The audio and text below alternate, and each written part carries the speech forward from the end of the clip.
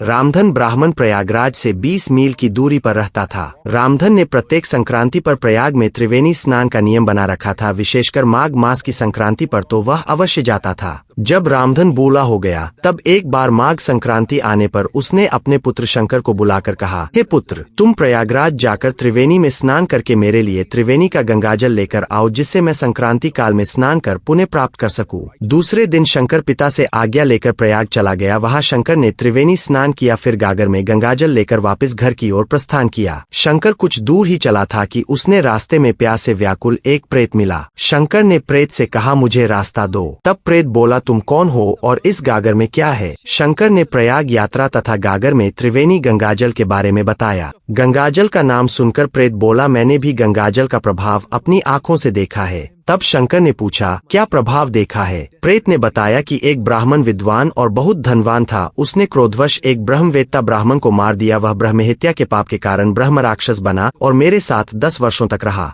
10 वर्षों बाद उसका पुत्र उसकी हड्डियां ले जाकर गंगाजी में प्रवाहित की, तभी तत्काल ही वह ब्राह्मण ब्रह्म राक्षस भाव से मुक्त हो गया। मैं उसकी मुक्ति देखकर तभी से गंगाजल पान की इच्छा से यहाँ पड़ा हूँ। तुम मुझे गंगाजल पिलाकर इस प्रेत योनि से मुक्ति दिला दो, तुझे महान पुण्य होगा। शंकर ने अपने पिता द्वारा संक्रांति स्नान के नियम की विवशता प्रकट कर दी। तब प्रेत ने बताया कि तुम्हारे पिता का नियम भी भंग नहीं हो और मेरी भी सद्गति हो जाए, ऐसा उपाय करो। इसलिए तुम पहले मुझे जल पिला दो, फिर तुम नेत्र बंद कर लेना। मैं तुझे नेत्र बंद करते ही तत्काल श्री गंगाजी के तट पर पहुंचाकर तुरंत तुम्हारे पिता के पास पहुंचा दूंगा। शंकर ने प्रेत की दुर्दशा पर दया करके उसे जल पिला दिया। तब प्रेत ने कहा, अब नेत्र बंद करो और त्रिवेणी का जल लिए हुए स्वयं को अपने पिता के पास पहुंचा हुआ पाओ। शंकर ने नेत्र बंद किए, फिर देखा कि वह त्रिवेणी के जल से गागर भरकर पिताजी के पास पहुंच गया है। गंगाजी की महिमा के विषय में भगवान व्यास जी पद्म पुराण में कहते हैं, अविलंब सद्गति का उपाय सोचने वाले सभी स्त्री पुरुषों के लिए गंगाजी ही एक ऐसा तीर्थ है जिनके दर्शन मात्र से सारे पाप नष्ट हो जाते हैं। भगवान शंकर जी नारद जी से कहते हैं, समुद्र स्थित पृथ्वी का दान करने से मनीषी पुरुष जो फल पाते हैं, वही फल गंगा स्नान करने वाले को सहज में प्राप्त हो जाता है। राजा भगीरथ ने भगवान शंकर की आराधना करके गंगाजी को स्वर्ग से पृथ्वी पर उतारा था। जिस दिन वे गंगाजी को पृथ्वी पर लेकर आए वही दिन गंगा दशहरा के नाम से जाना जाता है। इस तरह के आध्यात्मिक व जीवन उपयोगी वीडियो देखने के लिए हमारे चैनल को सब्सक्राइब, लाइक, कमेंट, शेयर जरूर करें। जय सनातन।